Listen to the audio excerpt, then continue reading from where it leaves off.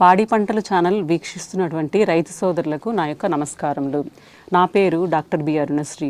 నేను ప్రాంతీయ శిక్షణా కేంద్రం కర్నూలులో పశువైద్యాధికారినిగా పనిచేస్తున్నాము. ఈరోజు పాడి పంటల ఛానల్ ద్వారా మనం తెలుసుకోబోయే అంశం ఏమంటే తొలకరిలో పశువుల్లో అంటువ్యాధులు ప్రబలకుండా తీసుకోవలసిన జాగ్రత్తలు. తొలకరి అనగానే ఎక్కువగా మనకి చిరుజల్లులు పడుతూ ఉంటాయి. అలాగే అధిక ఉష్ణోగ్రతల నుంచి ఇప్పుడే వానాకాలం అనేది ప్రారంభమైంది. ఇటువంటి సందర్భంలో మనుషులకైతే మనకు చూడడానికి ఎంతో ఆహ్లాదకరంగా ఉంటుంది. కానీ ఈ మూగజీవులకు ఈ తొలకరిలో అంటువ్యాధులు వచ్చే అవకాశం ఎక్కువగా ఉంటుంది. అంటువ్యాధులు ప్రబలకుండా మనం ముందే టీకాలు వేయగలిగితే చాలా రోగాల నుంచి పశువుల్ని కాపాడుకోవచ్చు. అలాగే వాటి యొక్క పాల ఉత్పత్తి సామర్థ్యం తగ్గకుండా రైతుకి ఆర్థిక నష్టం కలగకుండా కూడా చూసుకోవచ్చు. ఇంకా ఈ కొత్తగా మొలిచే పచ్చిక కావచ్చు, ఈ చిరుజల్లులు కావచ్చు, అలాగే పశువుల పాకలు అపరిశుభ్రంగా ఉండటం వల్ల ఈ కాలంలో ఎక్కువగా ఈగలు, దోమలు, మిగతా బాహ్య పరాన్నజీవులని వృద్ధి చెందటం వల్ల వివిధ రకాలైనటువంటి అంటువ్యాధులు అనేవి ప్రబలి పశువుతో పాటు రైతుకు తీవ్రమైన ఆర్థిక నష్టం కలిగిస్తుందన్నమాట. ఈ అంటువ్యాధుల వల్ల ఏమేమి జరుగుతుందంటే ఈ పశువుకి ప్రతికూల వాతావరణ పరిస్థితులు ఉంటాయి. ఈ ప్రతికూల వాతావరణ పరిస్థితులు ఉండటం వల్ల పశువు యొక్క ఇమ్యూనిటీ సిస్టమ్ లేదా వ్యాధి నిరోధక శక్తి అనేది తగ్గిపోతుందన్నమాట. దీనివల్ల ఎక్కువగా అంటువ్యాధులు ప్రబలుతాయి. ఈ అంటువ్యాధి అంటే ఏమిటో తెలుసుకుందాం. అంటువ్యాధి అంటే ఒక పశువు నుంచి మరో పశువుకి చాలా తొందరగా వ్యాప్తి చెందేటటువంటి దాన్ని అంటువ్యాధి అంటాం. అంటే ఈ వ్యాధి లక్షణాలు కనబడగానే మిగతా పశువులన్నిటికి కూడా ఈ వ్యాధులు అనేవి తొందరగా వచ్చేస్తాయి. దానివల్ల ఇవి ఎక్కువగా రైతు ఆర్థికంగా నష్టపోయే అవకాశం ఉంటుంది. పాల ఉత్పత్తి సామర్థ్యం తగ్గిపోతుంది. దీనివల్ల రైతుకు ఆదాయం తగ్గిపోతుంది. ఎక్కువగా ఈ అంటువ్యాధులు అనేవి వైరస్ ద్వారా అంటే సూక్ష్మజీవులు, సూక్ష్మాతి సూక్ష్మజీవులు, అలాగే పరాన్నజీవులు, బాహ్య పరాన్నజీవులు ఉంటాయి, అంతర్ పరాన్నజీవులు ఉంటాయి. వీటి వలన అంటువ్యాధులు అనేవి వస్తాయి. వీటికి సరైన సమయంలో మనం గుర్తించి చికిత్స అనేది అందించకపోతే పాడి రైతులకు తీవ్రమైన నష్టం అనేది వాటిల్లుతుంది. అలాగే ముఖ్యమైన అంటువ్యాధుల విషయానికి వస్తే మనకి ఎక్కువగా పెద్ద పశువుల్లో గాలికుట్టు వ్యాధి చూస్తాం. అలాగే గొంతువాపు వ్యాధి, జబ్బవాపు వ్యాధి, అలాగే పొదుగువాపు వ్యాధి, ఇంకా లంపీ స్కిన్ డిసీజ్ అని అంటాం, ముద్ద చర్మ వ్యాధి చూస్తాం. చిన్న జీవాల్లో చూస్తే మనకి బ్రూసిల్లోసిస్ కావచ్చు, అలాగే కంటేజియస్ ఎక్తిమా, తర్వాత నీలి నాలుక వ్యాధి, ఇవన్నీ కూడా మనం చిన్న జీవాల్లో చూస్తాం. సో ముఖ్యమైన అంటువ్యాధుల విషయానికి వస్తే గాలికుంటు వ్యాధి అనేది దీన్ని మనం ఎక్కువగా బ్యాక్టీరియా వలన వస్తుంది. గాలికుంటు వ్యాధి బ్యాక్టీరియా అనేది కలుగజేస్తుంది. ఈ ఎక్కువగా తీవ్రమైన జ్వరంతో పశువు చాలా బాధపడుతూ ఉంటుంది. మేత మేయలేదు. అలాగే నోటి నుంచి లాలాజలం ఎక్కువగా కారటం వల్ల వీటిని ప్యాంటర్స్ అంటాము. నోటిలోనూ, నాలుక పైన, అలాగే కాలి గిట్టల పైన పుండ్లు అనేవి ఏర్పడటం వలన ఇది పశువు అనేది చాలా ఇబ్బంది పడుతూ మేత మేయలేక నీరసంగా ఉంటుందన్నమాట. ఈ విధంగా పశువు అనేది దాని యొక్క ఉత్పాదక సామర్థ్యాన్ని, పాల ఉత్పత్తి సామర్థ్యాన్ని పాడి ఇచ్చే పశువుల్లో తగ్గిపోతుంది. ఈ విధంగా రైతు నష్టపోతారనమాట. అదే మన ప్రభుత్వం వారు సంవత్సరానికి 2 సార్లు ఈ టీకాలను ఇవ్వటం వలన, ఈ టీకాలు వేయించుకుంటే మనం చికిత్స కన్నా నివారణ మేలు కాబట్టి మనం ఈ టీకాలు వేయించుకోవటం వలన ఈ గాలికుంటు వ్యాధి నుంచి వచ్చే నష్టాన్ని నివారించుకోవచ్చు అనమాట. అలాగే ఈ గాలికుంటు వచ్చినటువంటి పాడి పశువుల్లో పాలని దూడలకి తాపించకూడదు. దూడలకి తాపిస్తే కార్డియాక్ మయోపతి లేదా మయోకార్డైటిస్ అనే ఇన్ఫెక్షన్ వచ్చి దూడలు చనిపోయే అవకాశం ఉంటుంది.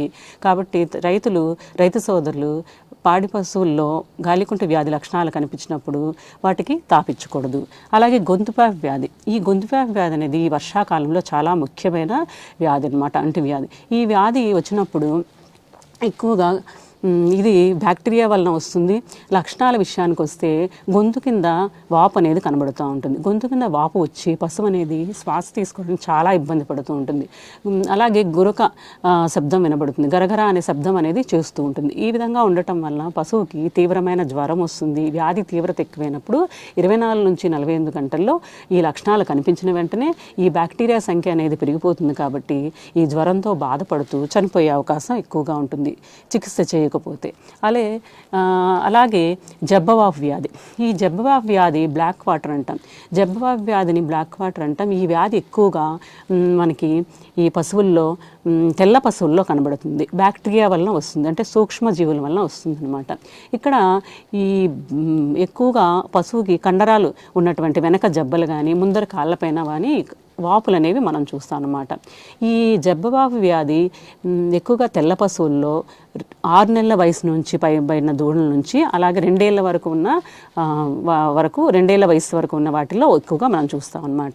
అలాగే ఏ ప్రాంతంలో అయితే వాపు వస్తుందో ఆ వాపుని మనం కానీ గట్టిగా ప్రెస్ చేస్తే క్రిపిటేటింగ్ సౌండ్స్ అంటాం, చరచర అనే శబ్దం అనేది వినపడుతూ ఉంటుంది.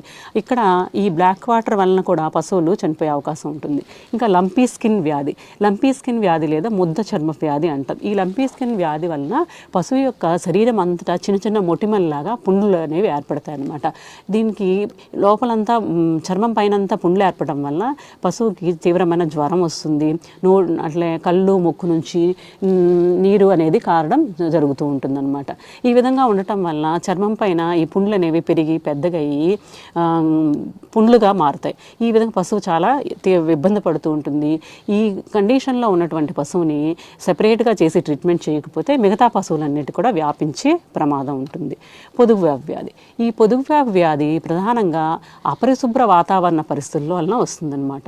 ఎప్పుడైతే రైతు తన యొక్క పశువుల పాకన పరిశుభ్రంగా ఉంచకుండా ఎక్కడ అయితే మలము మూత్రము వేస్తూ ఉందో ఆ శుభ్రం చేయకుండా అదే ప్రాంతంలో పాలు పితకడం చేస్తే ఖచ్చితంగా ఈ పొదుగు వ్యాధిని చూస్తాము.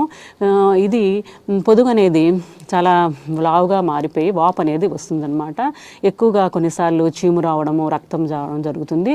ప్రారంభ దశలోనే ఈ వ్యాధి ప్రారంభ దశలోనే మనం చికిత్స చేయగలిగితే వ్యాధి రాకుండా పశువుల్ని మనం కాపాడుకోవచ్చు. కాబట్టి ఇంతవరకు మనం ముఖ్యమైన అంటువ్యాధులు చూసాం. ఒకటి గొంతుపాకు వ్యాధి, తర్వాత గాలికుంటు వ్యాధి, జబ్బవాపు వ్యాధి, పొదుగువాపు వ్యాధి. ఈ వ్యాధులన్నీ లంపీ స్కిన్ డిసీజ్, ముద్ద చర్మ వ్యాధి. ఈ వ్యాధులన్నీ రాకుండా ఈ వ్యాధులు రావటం వల్ల పశువుకి చాలా ప్రాణాంతకం అవుతుంది. కాబట్టి రైతులు కూడా పాలిచ్చే పశువుల్లో ఈ వ్యాధులు రావటం వల్ల నష్టపోతారు. కాబట్టి అంటువ్యాధులు సోకిన తర్వాత చికిత్స చేయడం కన్నా రాకుండా జాగ్రత్త పడడమే ఉత్తమం. అంటే prevention is better than cure అంటాం. ఈ వర్షాకాలం ముందే మనం టీకాలు వేసుకోవాలి. అంటే టీకాలతో పాటు నట్టల నివారణ కార్యక్రమం కూడా చేపట్టాలి. నట్టలు అనేవి నిర్మూలిస్తే పశువుకి వ్యాధి నిరోధక శక్తి వస్తుంది, ఆరోగ్యంగా ఉంటాయి. వీటిని మనం వర్షాకాలం ముందే ఈ నట్టల నివారణ టీకాల కార్యక్రమం చేపట్టగలిగితే పశువు అనేది చాలా ఆరోగ్యంగా ఉండి మనకి వాటి యొక్క ఉత్పాదక సామర్థ్యం తగ్గకుండా రైతు నష్టపోకుండా ఉంటారనమాట. ఈ జాగ్రత్తల విషయానికి వస్తే ముందుగా మనం ముందస్తు టీకాలు అనేవి వేయించాలి. ఈ టీకాలు అనేవి చాలా ముఖ్యమైన పాత్ర వహిస్తాయి. ఈ టీకాలు అనేవి 1 నెల ముందుగానే మనం వేయాలన్నమాట. అంటే సంవత్సరం ఏ టీకాలు అనేవి వేసుకోవాలని చెప్పి మనం పశు వైద్యాధికారిని సంప్రదించి టీకాలు వేయించగలిగితే ప్రాణాంతక వ్యాధుల నుంచి పశువుల్ని మనం కాపాడుకోవచ్చు. దీన్నే ముందస్తు టీకాల కార్యక్రమం అంటాం. అలాగే ఈ టీకాలు వేయించడానికి కూడా పశువుల పాకల నుంచి కనీసం 1 కిలోమీటర్ దూరం చుట్టూ ఒక వ్యాధి నిరోధక ప్రదేశం ఏర్పాటు చేసి టీకాలు వేయించగలిగితే చాలా ఉత్తమం అన్నమాట. ఇంకా ఇందాక మనకు అనుకున్నట్టు గొంతుపాపు వ్యాధికి సంవత్సరానికి ఒకసారి టీకాలు అనేవి వేస్తాం. జబ్బబాబు వ్యాధికి సంవత్సరానికి ఒకసారి టీకాలు వేస్తాం. అదే మన ప్రభుత్వం వారు గాలికుంటి వ్యాధికి సంబంధించి ఉచితంగా 2 టీకాలు వేస్తున్నారు. 2 సార్లు టీకాలు వేస్తారు. ఈ కార్యక్రమాన్ని ప్రతి రైతు సోదరులు వినియోగించుకోగలిగితే, అంటే గాలికుంటి వ్యాధి వచ్చిన తర్వాత నష్టపోయే కన్నా ముందే వాటికి మనం టీకాలు వేయించగలిగితే చాలా తక్కువ ఖర్చుతో కూడుకున్న పని అనమాట. అంటే మనకి ఉచితంగా టీకాలు వేస్తున్నారు. ఆ కార్యక్రమం మనకు ముందే చెప్తారు గ్రామాల్లో. మనం ఆ గ్రామాల్లో టీకాలు వేస్తున్నామని చెప్పి మనకు ముందే ప్రచారం చేసినప్పుడు పశువుల్ని ఆ రోజు పనికి తీసుకెళ్లకుండా రైతులు తమ ఇంటి వద్దనే పెట్టుకొని పశువుల హాస్పిటల్కి టీకాలు కార్యక్రమం రోజు తీసుకెళ్ళి ఉచితంగా ఈ టీకాలను వేయించుకోగలిగితే వ్యాధి వచ్చిన తర్వాత దానికి ట్రీట్మెంట్ అయ్యే ఖర్చు అనేది మనం తగ్గించుకునే వాళ్ళం అవుతాం.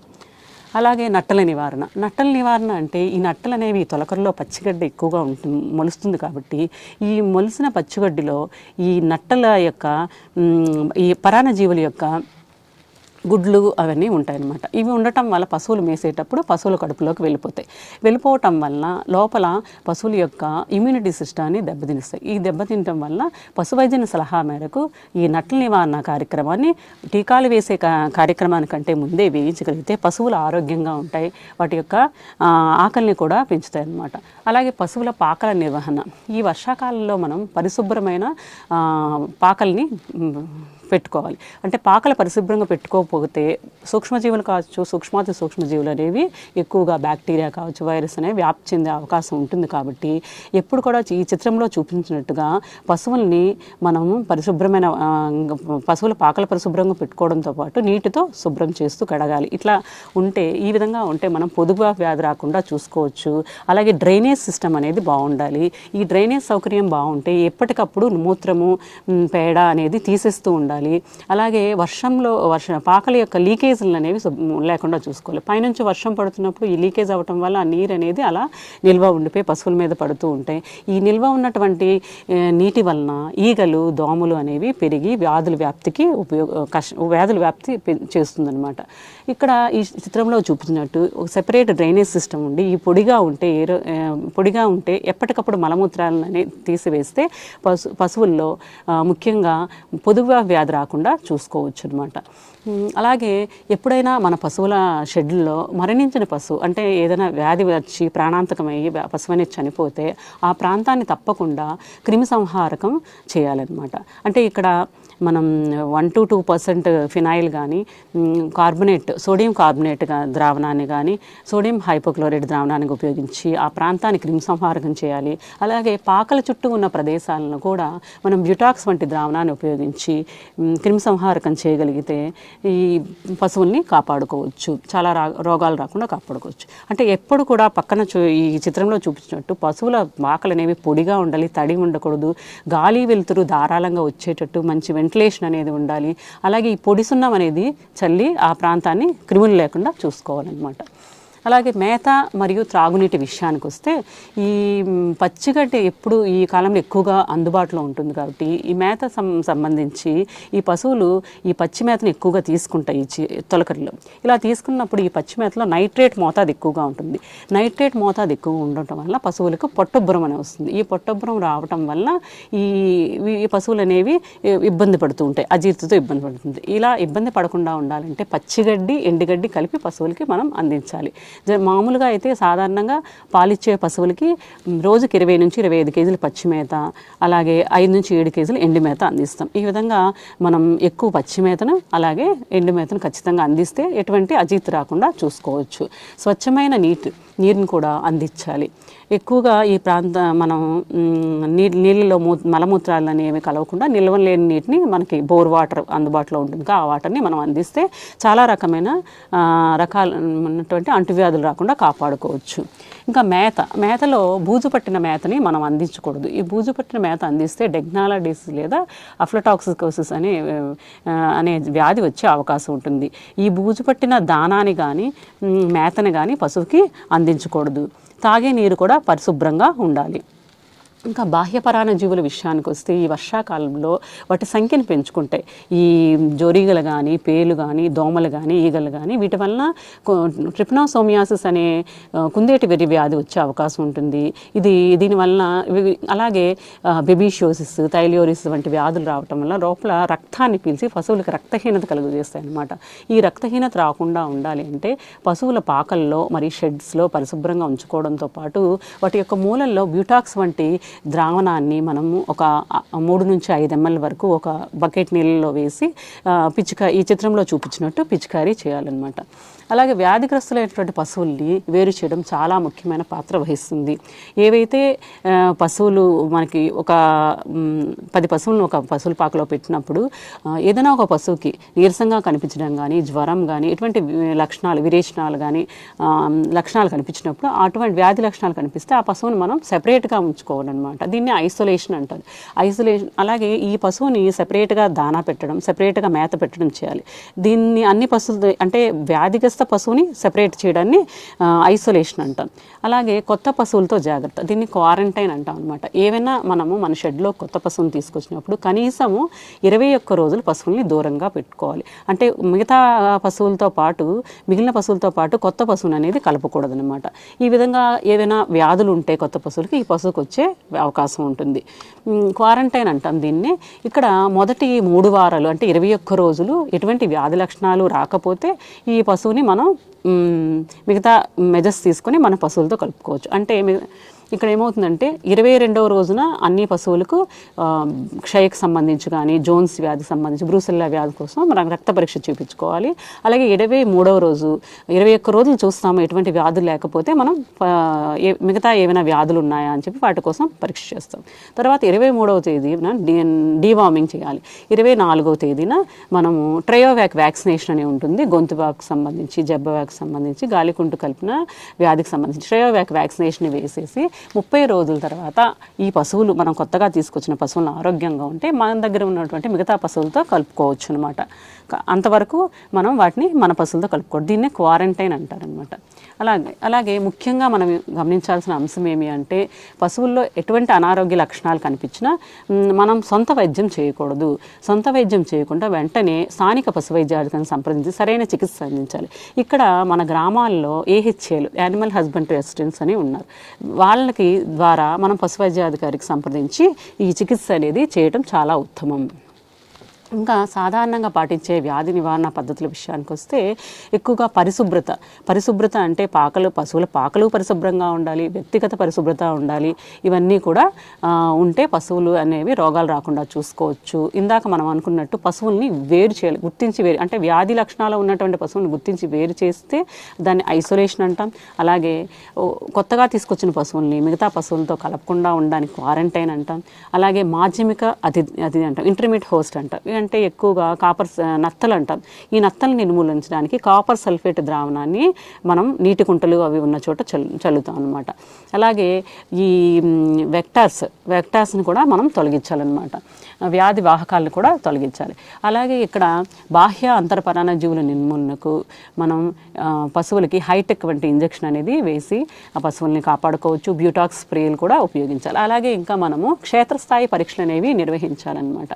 ఇంకా రైతులు ముఖ్యంగా తెలుసుకోవాల్సింది ఏదైనా పశువు చనిపోయినప్పుడు ఆ చనిపోయిన పశువుని మన ఇంటికి సమీపంలో కానీ పశువుల పాక సమీపంలో పారివేస్తుంటారు. అలా పారివేయటం వలన అది అంటువ్యాధి కానీ దానివల్ల ఇంకా ఏదైనా వ్యాధులు వచ్చే అవకాశం ఉంటుంది. కాబట్టి ప్రజారోగ్యం దెబ్బతింటుంది. కాబట్టి ఖచ్చితంగా రైతు సోదరులు మన గ్రామానికి సంబంధించి గ్రామానికి వెలుపల వాటికి పూడ్చిపెట్టాలి. గుంత తీసి పూడ్చిపెట్టి సున్నం చల్లి వాటిని పూడ్చిపెట్టాలన్నమాట. అలా ఖననం చేయకపోతే ప్రజల యొక్క ఆరోగ్యం కూడా దెబ్బతినే అవకాశం ఉంటుంది. ఇంకా టీకాల విషయంలో టీకాలు ఎందుకు వేయాలి అంటే టీకా అనేది వ్యాధి రాకుండా ముందే వేసేటువంటి మందు అన్నమాట. దీన్ని టీకా అంటాము. దీనివల్ల టీకా ముందే వేయటం వల్ల పశువులకి యాంటీబాడీస్ అనేవి ఫామ్ అవుతాయి. యాంటీబాడీస్ ఫామ్ అవటం వల్ల ఆ వ్యాధి వచ్చినా తట్టుకునే శక్తి ఉంటుంది. ఇక్కడ చికిత్స కన్నా నివారణ ఎంతో మేలు. అంటే ఇందాక మనం చెప్పుకున్నాం, ఒక గాలికుంటు వ్యాధి వచ్చినప్పుడు పాల ఉత్పత్తి తగ్గిపోతుంది. కాబట్టి పాల ద్వారా రైతుకు ఎంత నష్టం వస్తుంది. అలాగే చికిత్స అయ్యే ఖర్చుతో పోలిస్తే ఈ టీకా వేసే ఖర్చు అనేది చాలా తక్కువ ఉంటుంది. అంటే ఉచితంగా గవర్నమెంట్ వారు మనకి 2 సార్లు టీకాలు వేస్తున్నారు. అది వినియోగించగలిగితే ఈ చికిత్సకు అయ్యే ట్రీట్మెంట్ ఖర్చు మనం తగ్గించుకోవచ్చు, రైతుకి నష్టం కాకుండా చూసుకోవచ్చు. అలాగే ఈ అంటువ్యాధులు రావటం వల్ల వాటి యొక్క పాల ఉత్పాదక శక్తి తగ్గిపోయి రైతుల ఆదాయం తగ్గకుండా చూసుకోవాలి. అలాగే ఈ సకాలంలో మనం టీకాలు వేయించగలిగితే పశువుల్లో కానీ జీవాల్లో అంటే ఈ వర్షాకాలం ముందు, ఎండాకాలము, వానాకాలము, చలికాలం, వర్షాకాలం ముందు, ఈ చలికాలం ముందు, అలాగే ఎండాకాలం అంటే మనం ఇప్పుడు వ్యాక్సినేషన్ క్యాలెండర్ అంటాం. ఆ క్యాలెండర్ని కానీ మనం ప్రభుత్వం వారు ఇచ్చినటువంటి క్యాలెండర్ని కానీ పాటించి ఉచితంగా టీకాలు వేసుకొని నట్టల నివారణ కార్యక్రమం ఇవన్నీ చేపట్టగలిగితే మనము వ్యాధుల నుంచి పశువుల్ని కాపాడవలన వాళ్ళు అవుతాం. అందుకోసమే మనం టీకా అనేది వేసుకోవాలి. ఇంకా టీకాలు అనేవి పశువుల్లో చాలా రకాల వ్యాధులు రాకుండా నివారిస్తాయన్నమాట. రైతు నష్టపోకుండా చూసుకోవచ్చు. అలాగే పశువు యొక్క ఇమ్యూనిటీ సిస్టమ్ లేదా స్వంత రక్షణ వ్యవస్థను కూడా యాక్టివేట్ చేస్తుంది, ఉత్తేజపరుస్తుంది అనమాట. ఈ వ్యాధుల వ్యాప్తిని కూడా రాకుండా జూనోటిక్ వ్యాధులు అంటాం. అంటే జంతువుల నుంచి మనుషులకి వచ్చేటటువంటి వ్యాధుల్ని జూనోటిక్ వ్యాధులు అంటాం. ఎవరైతే ఈ పశువుల పాకల్లో శుభ్రం చేసుకుంటూ పశువులకు అనుబంధంగా ఉంటారో అటువంటి వాళ్ళకి ఎక్కువగా జూనోటిక్ వ్యాధులు వచ్చే అవకాశం ఉంటుంది. జంతువుల నుంచి అంటే పశువుల నుంచి మనుషులకు వచ్చే వ్యాధులు జూనోటిక్ వ్యాధులు అంటాం. ఈ జూనోటిక్ వ్యాధుల వ్యాప్తిని కూడా మనం టీకాల కార్యక్రమం ద్వారా నివారించుకోవచ్చు. ముఖ్యంగా జూనోటిక్ వ్యాధుల విషయానికి వస్తే మనకి బ్రూసెల్లోసిస్ వ్యాధి ఒకటి, అలాగే ఈ యాంథ్రాక్స్ వ్యాధి కూడా మనం చూసుకోవచ్చు. రేబిస్ వ్యాధి. వీటికి ఇవన్నీ కూడా ప్రాణాంతకమైన వ్యాధులు ఉన్నాయి. రేబిస్ వ్యాధి ప్రాణాంతకమైన వ్యాధి అనమాట. అలాగే అంటువ్యాధుల నివారణకు మనము ఈ టీకాలు అనేవి చాలా ముఖ్యమైన పాత్ర వహిస్తాయి అన్నమాట. ఇంకా ఆవులు మరియు గేదెల్లో మనం ఇవ్వవలసిన వ్యాధి నిరోధక టీకాల విషయానికి వస్తే ముఖ్యంగా ఫస్ట్ ఇచ్చేది గాలికుంటు వ్యాధి. ఇది మనకి మొదటిసారి టీకా వేయాల్సిన వయసు 4 నెలలు. మనం చర్మంలోకి 2 నుంచి 3 ml కండంలోకి వేస్తాం. మొదటి టీకా చేసిన తర్వాత 6 నెలలకి మళ్ళీ టీకా అనేది వేసుకోవాలి. సంవత్సరానికి 2 సార్లు వేసుకోవాలి. ఇంకా గొంతు వ్యాపి వ్యాధి కానీ, జబ్బ వ్యాపి వ్యాధి కానీ, ఇంకా మిగతా టీకాలు కూడా 6 నెలలు పైబడిన వాటికి వేస్తాము. అలాగే బ్రూసెల్లోసిస్ అనేది టీకా అనేది మనము వ్యాధి ప్రబలిన ప్రాంతాల్లో మాత్రమే ఈ టీకాలు అనేవి వేసుకుంటాం అన్నమాట. ఆంథ్రాక్స్ సంబంధించి టీకా కూడా వ్యాధి ప్రబలిన ప్రాంతాల్లో ప్రతి సంవత్సరము 10 సంవత్సరాల వరకు ఈ టీకా అనేది వేయించగలిగితే ఆ ఎండమిక్ ఏరియాస్లో ఆ ప్రాంతాల్లో మనకు వ్యాధి రాకుండా సన్నజీవాల్లో కూడా కాపాడుకోవచ్చు. ఇంకా సన్నజీవాల విషయానికి వస్తే చిటుకు వ్యాధికి సంబంధించి మనం ఈ టీకాని వేస్తాము. అలాగే షీప్ పాక్స్ సంబంధించి టీకాని అనేది వేసుకోవచ్చు 5 ఏళ్ళ పైబడిన వాటికి. గాలికుంటి వ్యాధి టీకాలు, తర్వాత గొంతు వ్యాపి వ్యాధి రాకుండా టీకాలు అనేవి మనం 6 నెలలు పైబడిన వాటికన్నిటికీ టీకాలు అనేవి వేసుకుంటాం. అలాగే నట్టల నివారణ చేసుకుని మనం టీకాలు అనేవి వేయించుకోగలిగితే చాలా వ్యాధులు రాకుండా మనం కాపాడుకోవచ్చు. అలాగే యాంథ్రాక్స్ సంబంధించి 6 నెలలు పైబడిన వాటికి 1 ml చర్మం కింద ఈ టీకాలు అనేవి వేస్తాం. వ్యాధి ప్రబలిన ప్రాంతాల్లో ప్రతి సంవత్సరము ఈ టీకాలు 9 సంవత్సరాల వరకు ఈ టీకాలు అనేవి వేయాలన్నమాట. ఈ విధంగా పెద్దవాటిలో కానీ సన్నజీవాల్లో కానీ టీకాలు అనేవి వేయటం వలన ముందస్తు వ్యాధి నివారణ చర్యల్లో భాగంగా నట్టల నివారణ కార్యక్రమం చేపట్టాలి. నట్టల నివారణ కార్యక్రమం చేపట్టాక పశువులు అనేవి జీవాలు అనేవి ఆరోగ్యంగా ఉంటాయి. వీటి తర్వాత మనం టీకాలు అనేవి వేసుకుంటే వ్యాక్సినేషన్ చేయగలిగితే వ్యాక్సినేషన్ స్ట్రెస్ రాకుండా కూడా మనం పశువుల్ని కాపాడుకోవచ్చు. ఈ విధంగా నాకు ఈ అవకాశం ఇచ్చినటువంటి పాడి పంటల ఛానల్ సిబ్బంది వారికి నా యొక్క నమస్కారములు.